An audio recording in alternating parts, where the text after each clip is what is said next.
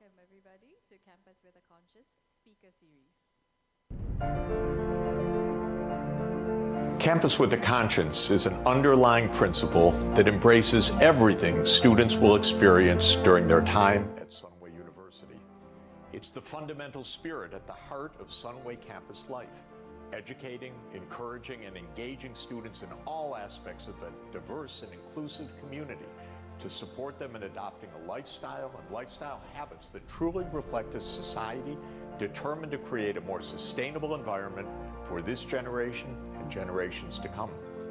Campus with a Conscience is just one of the reasons why I am personally delighted and honored that the Jeffrey Sachs Center on Sustainable Development is based here at Sunway University, Malaysia.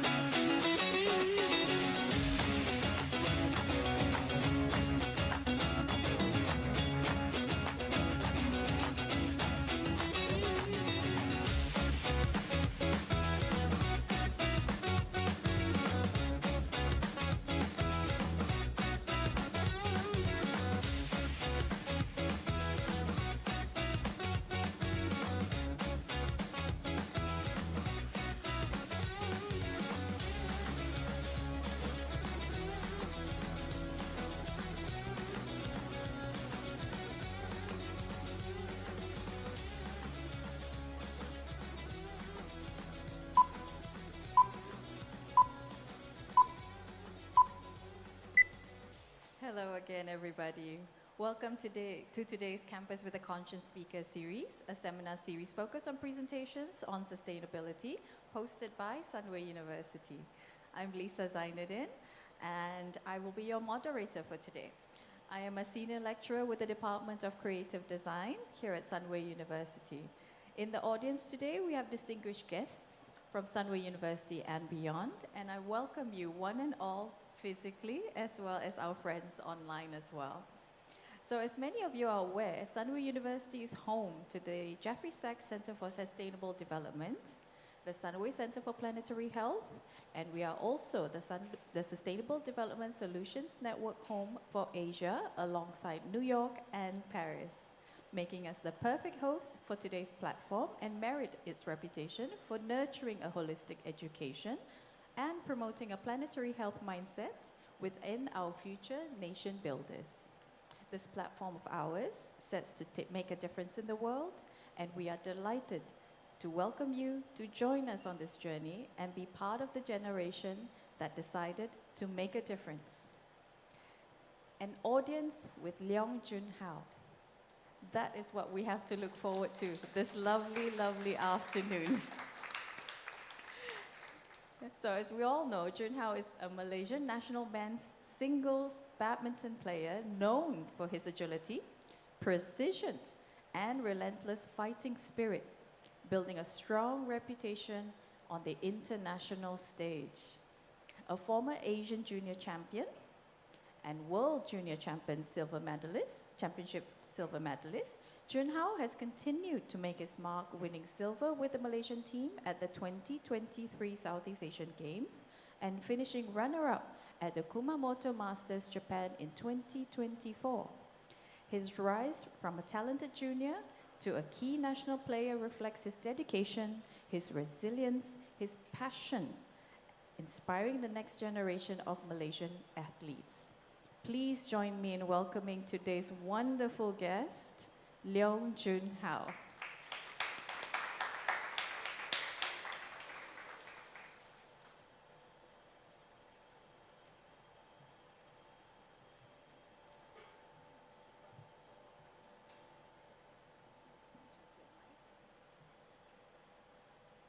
Testing, testing. Are we good? Yes. Okay, they say you're good.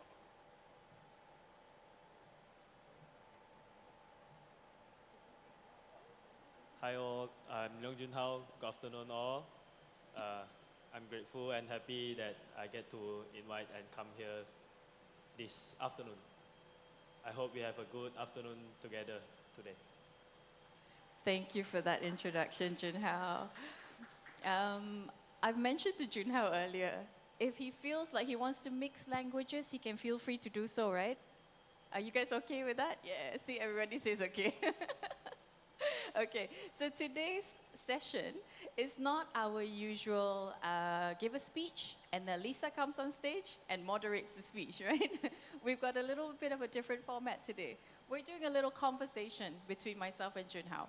I am not going to claim that I terror main badminton. No, I'm not going to claim that at all. But I do play badminton. Yes, I do. But don't ask me how to count. I have no idea. But Jun Hao, most Malaysians know you as a national badminton player. You are some people's hero, in fact, right? But before the jersey and the tournaments, before all of that, who is Leong Jun Hao as a person? I feel before all of this, I'm just a normal person, like random people walking and going studies. Then till a day, I think I found out like playing badminton is quite good for me. And when I saw badminton racket and shuttles flying here and there, I feel super energetic. So I tried to start up badminton. Okay, so it wasn't like a childhood ambition. Not since like you were 3 years old, you wanted to be a badminton player. Actually, when I was like 4 years old, I think I followed my dad to the badminton court every weekend. Ah. Yeah. So start from there, I start to play and like it. Okay, so you became, you were interested in it because you started playing with your dad on weekends. And then at the age of around 9, right, you started to take it a little bit more seriously. Yep, around 8 years old, I think. I start to train like maybe a week 3 times. So more seriously. Okay, so you would play after school. When start, I think I play on weekend. So after school, it's just like going back home, playing in front of the road. Playing at home first in front of the road, and then you would go on weekends for training sessions and things like that. Yep, going on weekend training because I think I start to train seriously because when I was 7, I go for a tournament. Then I lost in the early round. I still remember the first tournament I played. It's like I lost in the first round and lost 34 to someone else. Okay, so instead of letting that first tournament loss actually deter you, you actually use it as fuel to make you want to do better. From there start on, I feel like I want to train and maybe win some matches. Yeah. Not like win the tournament, just win some matches. Yeah. And the school teacher found out that I can play, then the school teacher bring me to play. So you got encouragement from your school teacher as well. Yup, can say like that. But also because even when I go into the classroom, the teacher see me not doing studies. But when go to badminton, then yeah. Any of you guilty of this? Okay, so it was really helpful that you had encouragement from family, and then you also had encouragement from your school teacher as well, who saw your talent, yeah? Yup. Okay. So, when you look back, what was the driving force that made you want to commit and pursue this as a career, not just a pastime, like a hobby, right? Was it ambition? Or was it genuine love for the sport? Or was it something else entirely? I think until I get the medal from the Asia Junior, then started, I feel more serious on this is my career and I want to do it more because bringing the country flag everywhere and represent the country feel more things to me. I felt more things to me, then more commitment on it. So yeah, from there on start with more commitment on everything. Okay.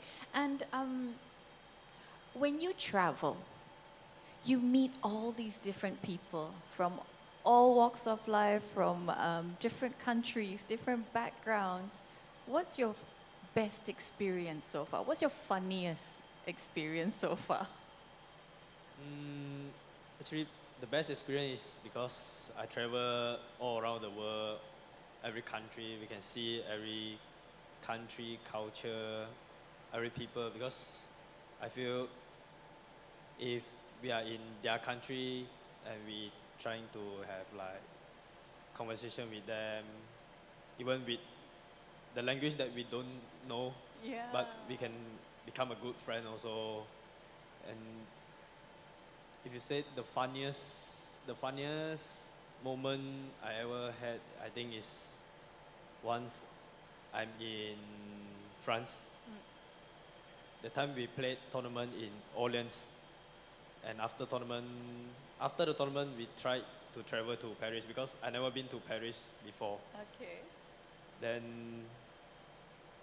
we go there by train. Then when we back, actually we missed the train. We missed the train, and the next day we have training in the morning.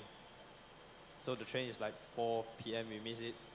Then we don't know how we can go back until we found out like we use a bus, travel bus because in Europe the bus they can travel through another country. It's like from France you can travel to Belgium by bus. Yes. So we scared wrong also. Then we sit it. Okay. Then we set the bus until the place Yeah. we live. We actually reached the place called Orleans. Then we still have to walk like 3 hours in the midnight to 3 our hotel. hours? Yeah, I walked 3 hours because I didn't get a taxi or anything on that time. So that's enough training for 3 days. So you went to Paris, then you missed your train, you took a bus, and then you had to walk 3 hours to Yeah. get to your hotel. I think that's the. You were not alone, were you? I'm with one of the teammates, 2 people. Did you ever tell anyone this story? Did you post it on your social media or something? I told it after a year, I think. And my coach never know it. After a year only I told my coach. When we complete in the same place only I told my coach that, Coach, last year I walked 3 hours back to my hotel. What did your coach say? You're crazy. Crazy. Okay. Oh, that is a funny story. That again, though, we can still learn about Jun Hao's character just from this story, right? Resilience. He never ever gives up, even if it takes him 3 hours walking. He doesn't Because give they up. have no cab. Instead of lying down at the bus stop and crying, right? Okay, very, very interesting. So, how would you use your experiences? All this travel, all this meeting of cultures, of walks of life and all that. What would be an advice you would share with our wonderful students here who are, in their late teens, early 20s, who are looking to open up and fly, open up their wings, fly and learn from other cultures as well? For me, I think like if we want to do something, we do it for our best, and we do it for very best on what we are focusing. Yeah.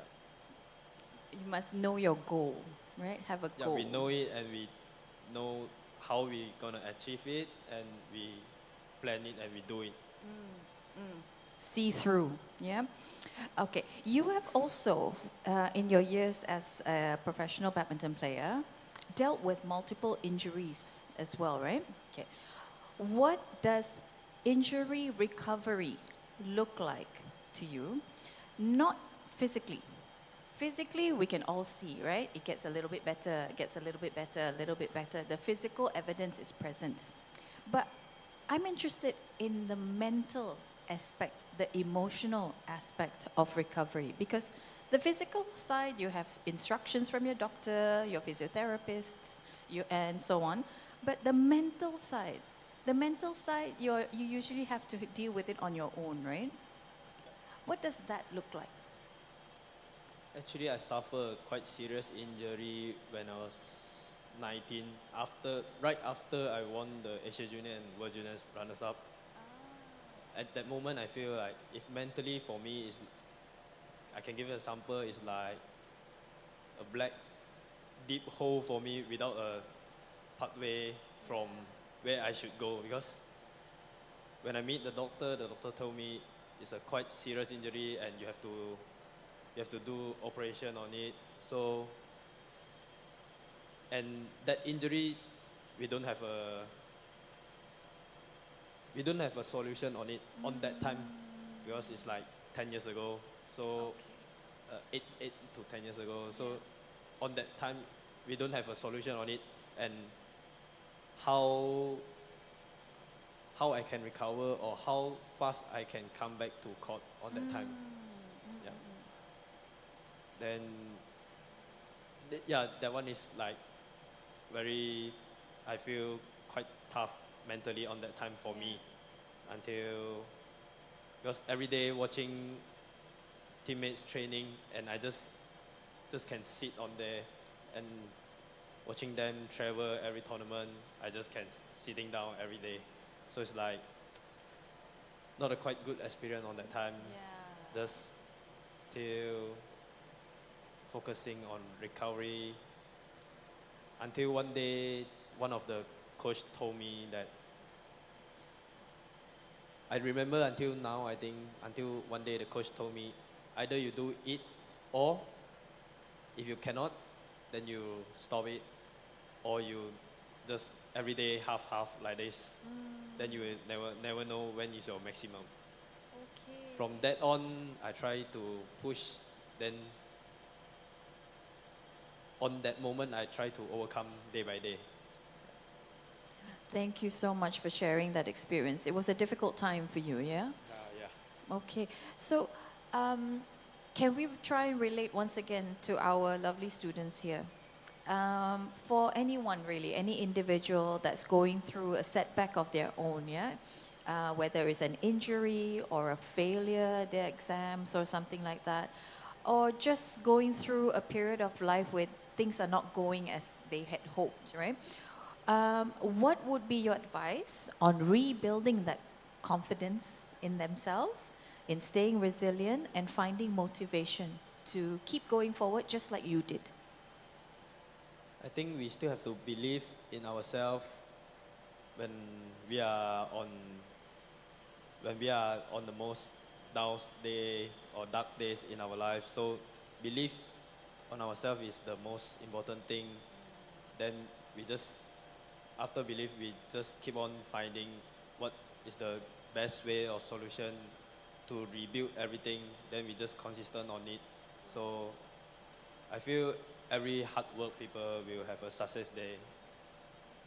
Thank you. Can you guys relate to that advice, though, to keep on going? Do you feel like you can relate? Oh, we see a lot of people nodding their heads. That's really nice. And I hope as well that, just like Jun Hao was saying about how his coach reminded him of things, right? Getting motivation from family and friends and all that. I hope that our students in the audience as well will remember that basically what Jun Hao is also saying is you're not alone, right? You are never alone. There are people who care. They might not knock on your door every single day to check up on you, but there are people who care and people who are willing to give time to help you. So I think that's one thing that we tend to forget sometimes, right? Even though the world has opened up, social media has brought us closer to one another than ever before. I believe there is this residue of loneliness within each and every person as well. And I think that can be dangerous if we don't pick up on it, we don't accept that it's there, and do something positive about it, right? I think you can relate to that too, right? Yeah, because I feel like even how bad we are going, there's still someone willing to help us. That's true. Never alone. Okay, moving on to something slightly less emotional. We come back to emotions after this, yeah? Discipline. Discipline is something that we all struggle with, right, from time to time. But discipline is also often described as the basic foundation of success, right? Yet it is far easier to talk, to just say the word, be disciplined, stay disciplined, right? Than to actually practice being disciplined on a regular basis. In your experience, what does discipline actually look like on a day-to-day basis? In my experience, discipline actually looks like what we have to do, what we have to train, what we do for recovery, what we eat. I think that's our discipline on my badminton side because what we eat, what time, what we rest, everything, train, recovery, yeah, that's like, I feel there's a different kind of discipline for us. So it's discipline not just in the training schedule, yeah? It's discipline on what you consume as well, right? That's a bit tough, right? Everybody's going for Gongcha and Mi Shui and all that these days. Can you do that on a regular basis? I don't really drink that, but I can do that. So you go for Starbucks Christmas special only once a year or something? No, Starbucks, no coffee. Starbucks, Don't like coffee. Okay, so discipline also from different aspects as well, right? Even to, like you did mention, resting time as well, right? I think, again, students can also relate to that because sometimes we get carried away, right? Study, study, study, study, exam, exam, exam, assignment, assignment, assignment. We forget, hey, we need to sleep too. We need to rest too, right? So that takes discipline as well, right? To remind ourselves. Yeah, I think even relax is one of the place of discipline also. Yes, to remind ourselves to take a breather. Every single week I go to my classes. I teach art and design. I teach sustainable design and things like that. Always, first question I ask them, how's your week been? Second question, what's the most fun thing you did last week? Third question, are you resting? Are you taking care of yourselves or not? Usually, the answers I get about what was the fun thing you did the last week, I tend to have more fun than any of my students. They do nothing. And I'll shout at them and say, remember, you have to have fun too. You have to go out with your friends. You have to keep motivated. Go to the cinema. Go for a walk in the park, right? So I hope this is a reminder to all of you here today as well. Okay, Jun Hao, thank you for sharing that. Okay, let me see. As a Malaysian top athlete right now, you carry a unique set of expectations on your shoulders as well, right? What kind of pressure that comes with that role? It's not just pressure to win, right? It's also pressure about, I'm assuming, when you travel, you carry the nation's flag. When you go meet other people, when you converse with other players, other politicians, and other press personnel and all that, you have to carry yourself a certain way. That's an expectation as well, right? How do you do it? I think every stage on my career have different ways, different kind of pressure. So from my side, I just trying every time to adapt on what situation is going on. So because bigger pressure on us means more hope, more people are hoping on you. So maybe turn it to motivation, and you have to do well so that people hope is more. I mean, people hope is good for us. That is honestly such a wonderful way to look at it. You're so positive that you're looking at pressure as hope. So pressure on you is actually others hoping on you. So I don't know if we're all equipped with the way Jun Hao sees things, right? I don't think we're all as blessed as you are. But thank you so much for putting that into words that way. I think it's something that we can all reflect upon and hopefully learn from and cultivate in ourselves as well. Because I feel study is also the same way. Everyone when exam have the pressure because everyone is hoping themselves to do well, right? Yeah. So, and maybe their parents are hoping. So, just make people hope to give your best, turn it so more maybe less pressure on it. Having fun along the way helps as well, right? Reduce the pressure. So with all of this expectations, pressure on you, how do you carry yourself and still be you, the humble Leong Jun Hao, sitting next to me today? I think I don't really care about what people or what netizen comment on me or anything. Just keep doing yourself and what you are believing on. So because everything's at last we do is for ourselves, right? Yeah. So just keep on doing the same thing that you believe, and that's good for ourselves. Okay. That's really good advice. If you could, once again, within that same trail of thought, yeah? University students, we face expectations, multiple directions pulling us, right? Expectations from ourselves, our parents, our classmates, lecturers, expectations as well, you know? So if you were in their position, how do you think you would advise them to approach balancing all of those expectations while still maintaining well-being and a sense of identity?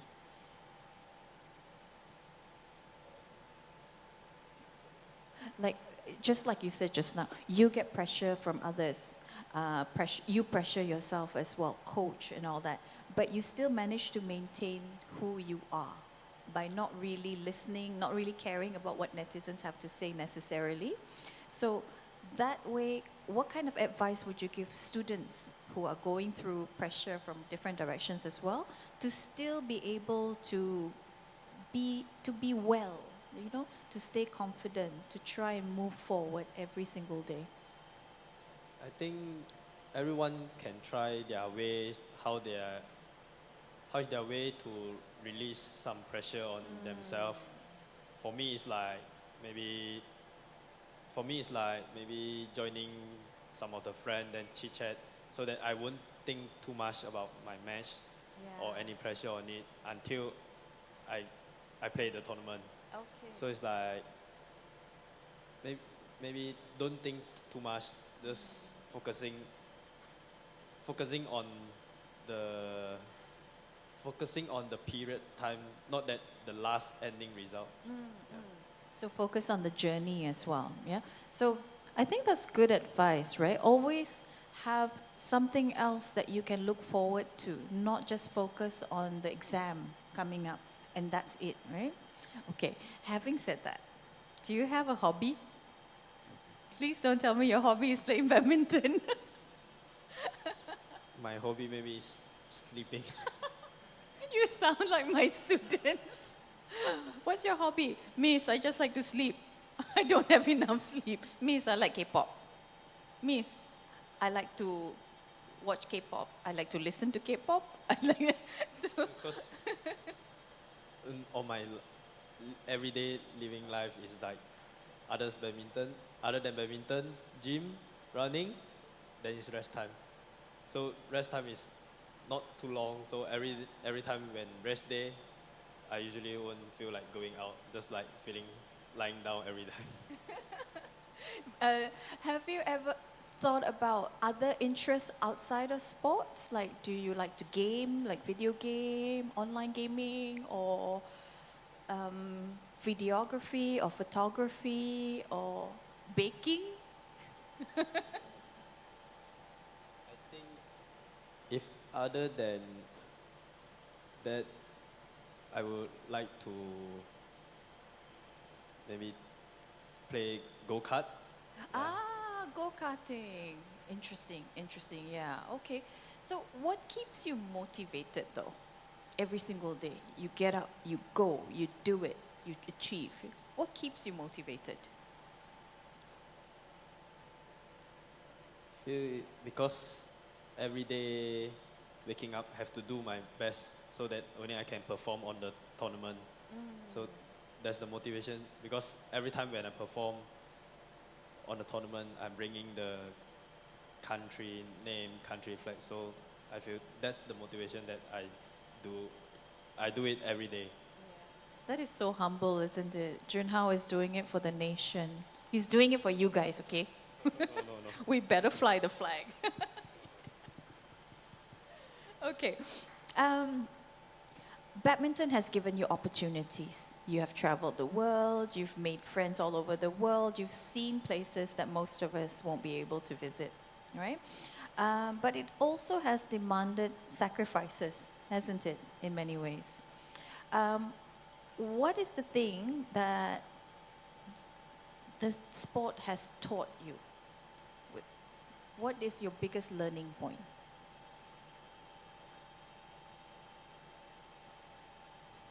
I think the biggest thing that I play badminton, the sport had taught me is sacrifice. Because I feel I never have juniors day or young days, like maybe one of the kid like playing around here or there, going out with the friends. I never tried it before. No partying? No. Have to party. You all have to party, okay? I mean, like, from the day I start to train and become professional, every day is like training, studying. So it's like no holidays, like school holidays with the friends, or no going out like with the friends. Never tried before. Okay, that is interesting though. But you know what? I asked my students, last week was their mid-semester break. So this week I asked them, did you guys go out? You know what their answer was? Even when they have opportunities to go out with friends and go on holiday, they still don't. So I don't think you're missing out on much, maybe. Okay. Okay, sacrifice. That is such a big, heavy word, isn't it? So you've showcased that you've sacrificed your youth, you've sacrificed friendships, right? Yeah, because even sacrifice the time being spent with families, and because we didn't really get holidays in our badminton days. It's like maybe this year I only get holidays one day on Chinese New Year. Yeah. And like 2 to 3 days off on off season. That's all. That's all. Yeah, from the day I start Wow. till now. Wow, okay. What has that taught you though?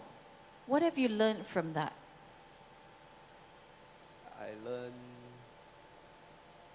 I think actually I'm used to it already, so I learn like how to accept it. Like people are having holiday or public holiday, they get a day rest, then we didn't get anything. Acceptance. I think that is such a powerful word, yeah? It's something that I think we all struggle with, not just students.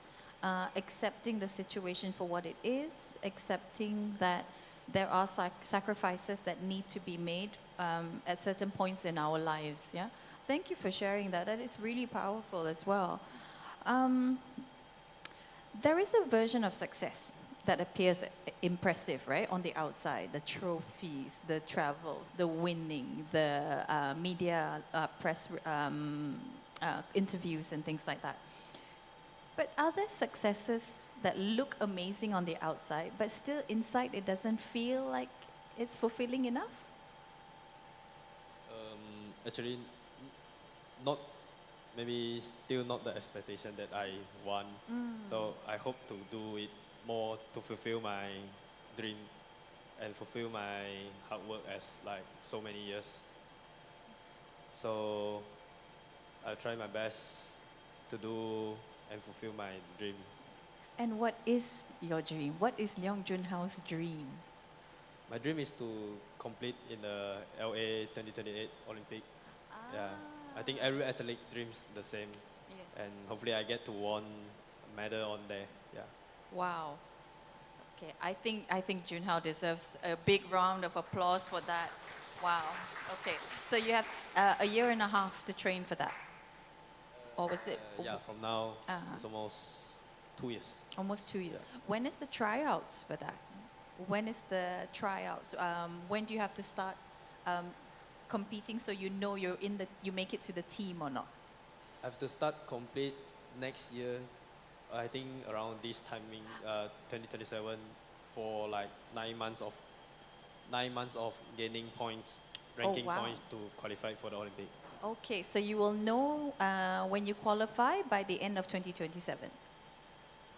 I will know around 2028. Oh, I think okay. May of 2028. Then Ah, I'll know. May of Around 2028. that. Yeah. Okay, but you have to start competing in 2027, mid 2027. Okay, so that's what you're preparing towards right now. And how does that look like, your preparation? What does it include? How are you getting ready for that? It's still a quite long way until 2028. Preparation covers everything, even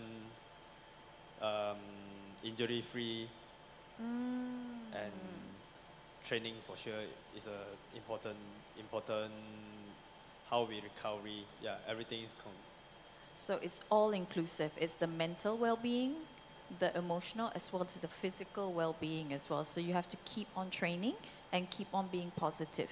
yes. Right. Okay. Does that sound tiring to you? It does. It's really, I know, it's so routine what you do, right? You have to keep doing it and doing it and doing it.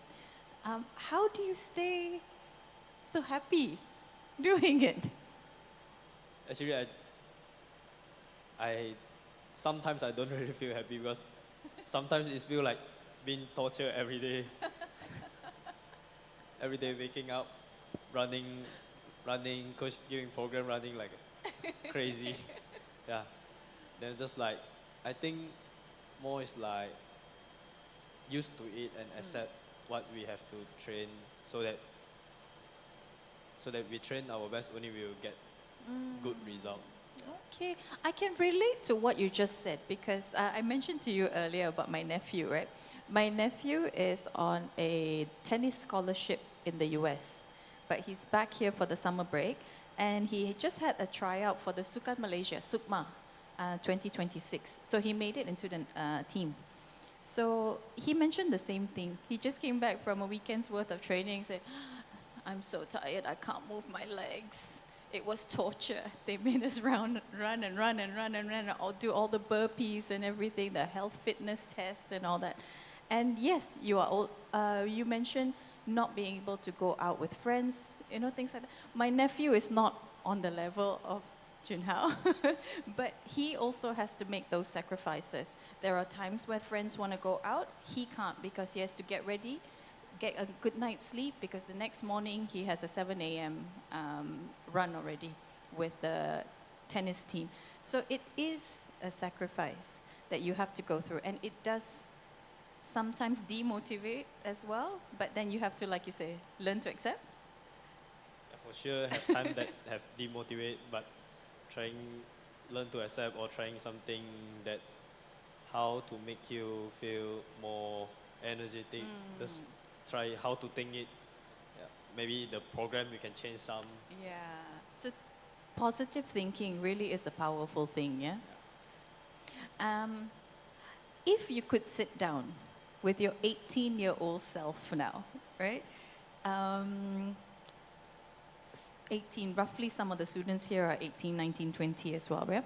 What is one piece of advice you would give your 18-year-old self? It does not matter you play sport or study. If we want to do it, we give our best. Either we do it or we don't do. Do it or don't do it. Sounds like Nike. And then no, not Nike. No, don't do it. But it's easier said than done, isn't it? Do it or don't do it. Like kena marah like that, right? But I guess at the end of the day, everything boils down back to ourselves, yeah? We have to know what we want. And we are gonna have to weigh things out and decide. Do we want to make the sacrifice or Yeah. not? But when you get to achieve something that you want, then you will automatically do it yourself. Do it, enjoy the benefits, and hold your head high, isn't it? Okay. Excellence. That is a word that gets used a lot, isn't it? Especially in your field as well, yeah? It can mean different things to different people, different fields and all that. Based on everything you've experienced over the last decade and a half, yeah? What does excellence mean to you?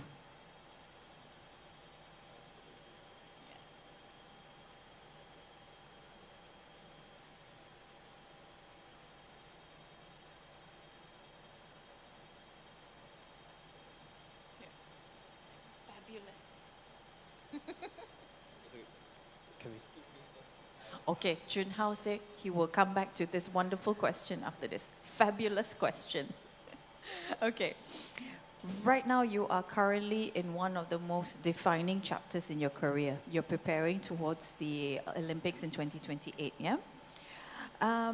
What does the future version of yourself, the one that you hope to become, look like? What do you think would help you achieve that vision of you being in the Olympics in 2028? Actually, if like further on, I never think about what I would look like. But in these 2 years, because my dream is completing in the Olympics, so I'm focusing on these 2 years. So I hope that I can success in what I trying to fulfill on, and what I'm trying to sacrifice every day. So hopefully I'll get there. Yeah, we really hope you will too. And I'm sure every single person in this room will be flying the flag with you and supporting you as well. You might not hear our voices, but we'll be going, Jun Hao.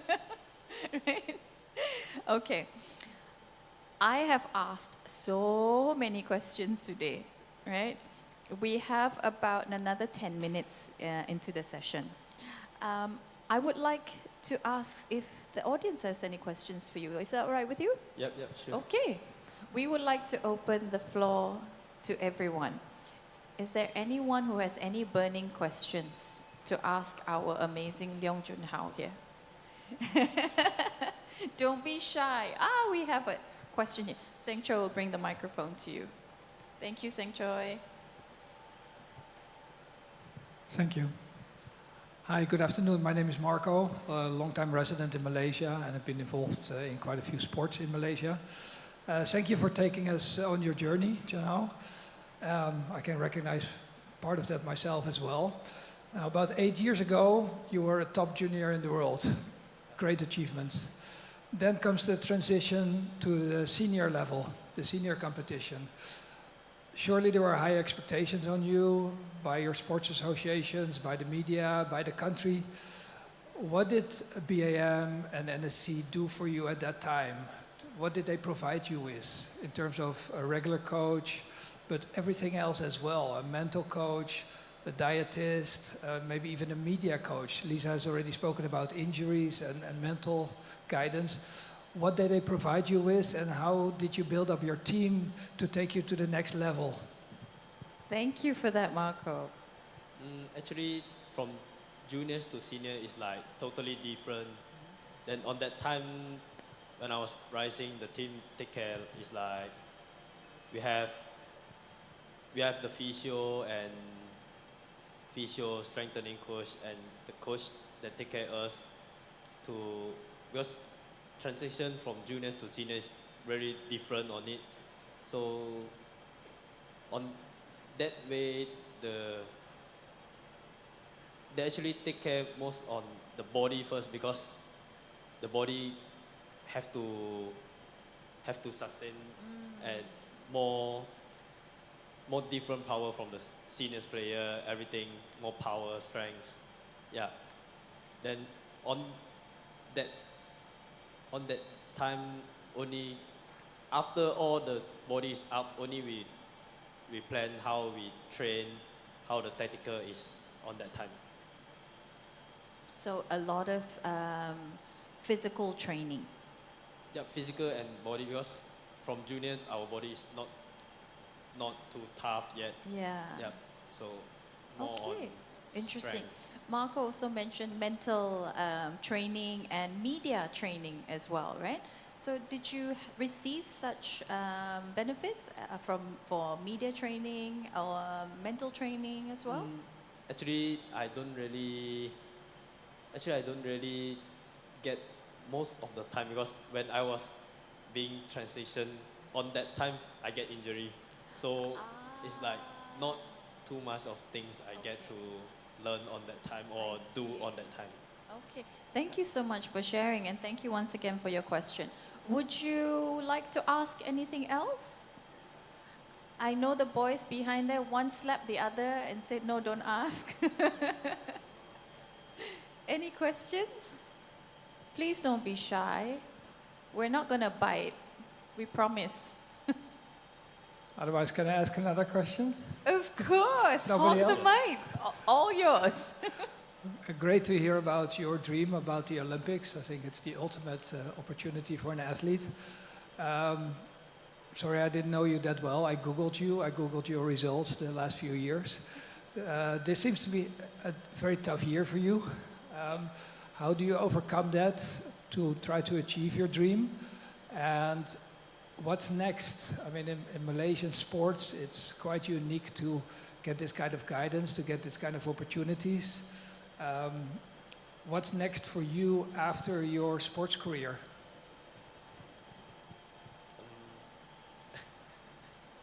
After badminton, what's Jun Hao going to do? Actually, like us in Malaysia, after badminton career, we don't really have because every athlete in here don't really have a fully study or high studies level. So most of them used to be like a coach. But for me, I hope that I can do well, so that if I want to be a coach, maybe I will be like coaching a professional player. I mean, like a high level player. So yeah, from there on, that's what on my mind right now. But maybe further on is different. So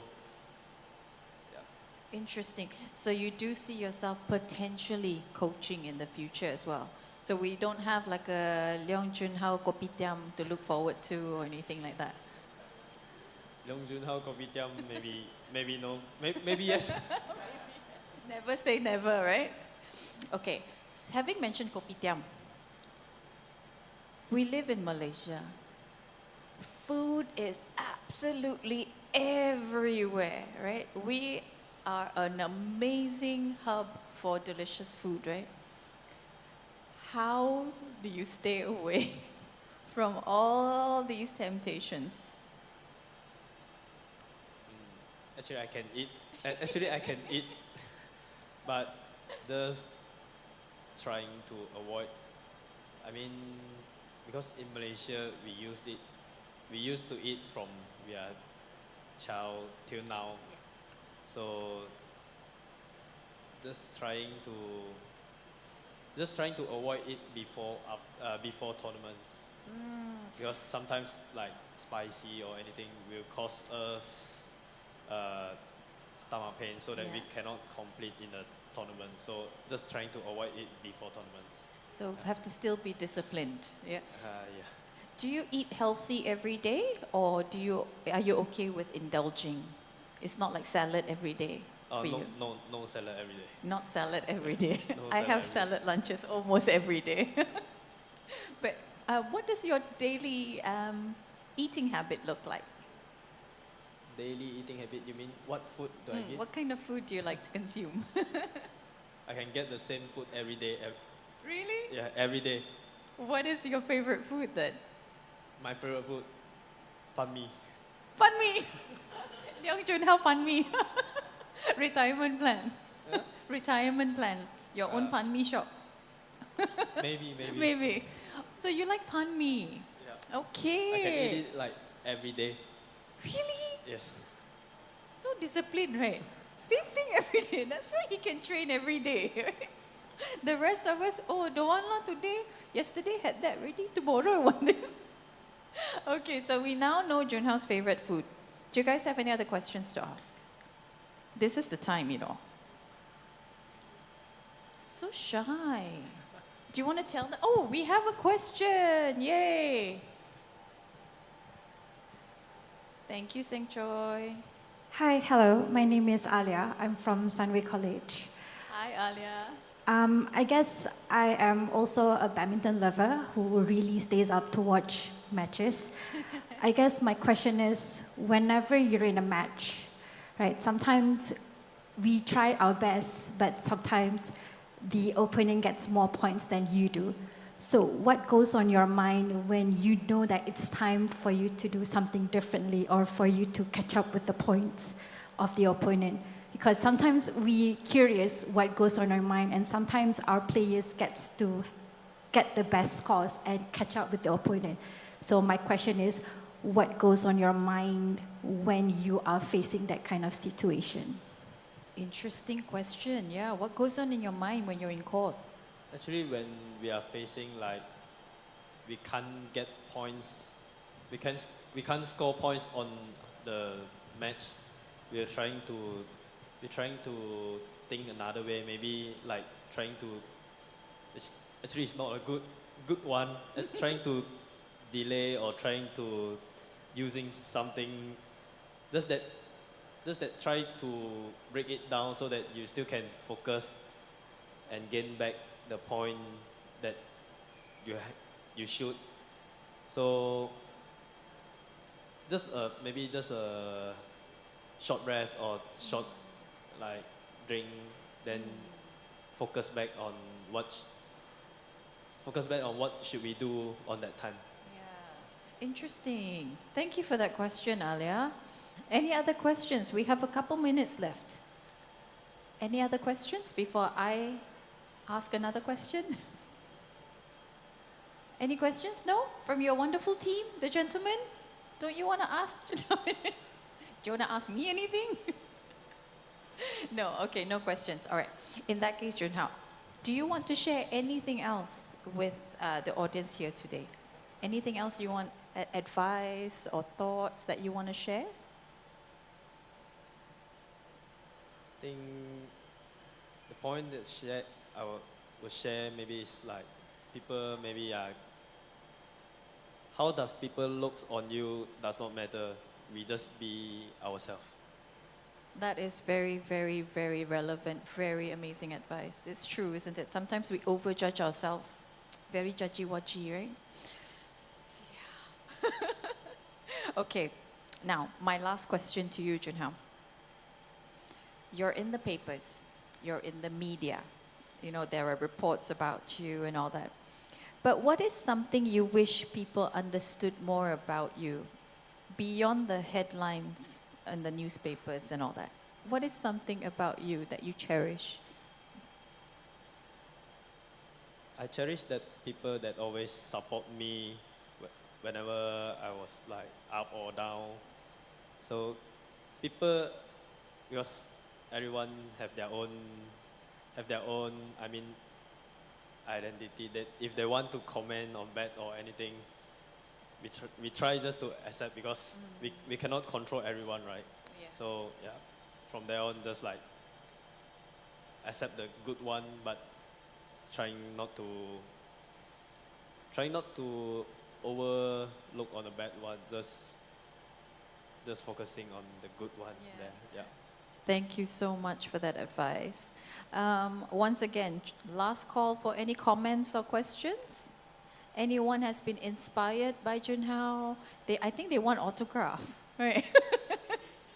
Waiting for photo ops and autographs. So cute. Okay. Yeah, you're very popular. They can't wait to take photos with you. Okay. In that case, we have come to the end of our session anyways. 5:15 on the dot. We started at 4:15. Jun Hao, thank you so much. Looks like that's all the time we have for today's session. I thank you for sharing about your passion and your experiences, your advice. It really, really is very relevant, not just to the students, but even for us in general, yeah?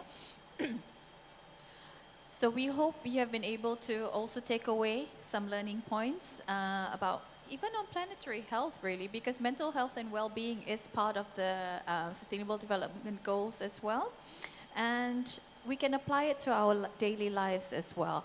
Our industries and policy making is one thing, but us personally as well, we can all play a part in achieving the SDGs as well. It might also be worth pointing out that creating and living a sustainable environment does not require policies to change alone. We can begin by adopting creative methods of adaptive reuse even. Little steps is what it takes to make a ripple in the ocean, and together we can all make a difference in reducing our carbon footprint and in the betterment of our own daily lives. So in line with our Campus with a Conscience values, one of today's tokens of appreciation that we are going to share with Jun Hao has been purchased from Gold, generating opportunities for learning disabilities, reflecting Sunway's commitment to supporting the UN SDGs. So Gold's primary mission is to foster economic empowerment for individuals with learning disabilities. So each item that we are giving you today has been handcrafted by students with learning disabilities, providing them with skills. We're upskilling them so that they can independently make a living as well, slowly but surely. So we also want them to be able to integrate into society as well. So this is our little way of helping them as well. So by equipping them with skills and learning new knowledge, Goal helps to unlock their potential, empowering them to maximize their potential and contribute back to society as well. So I would like me to present the token to you. I've been told that I'm supposed to give the gift to you. And here we go. Thank you so much. Just a second.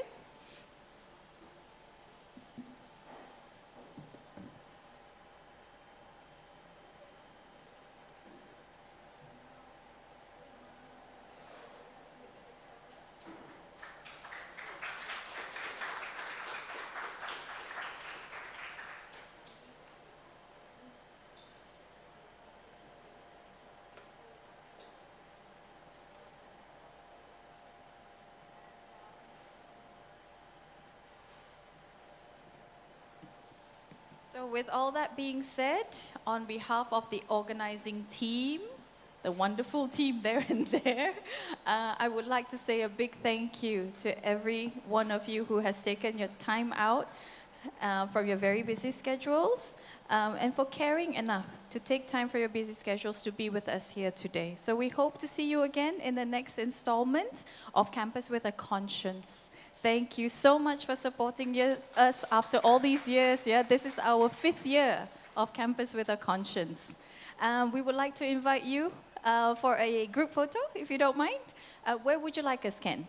Oh, so we just sit on the chairs. Okay, sure.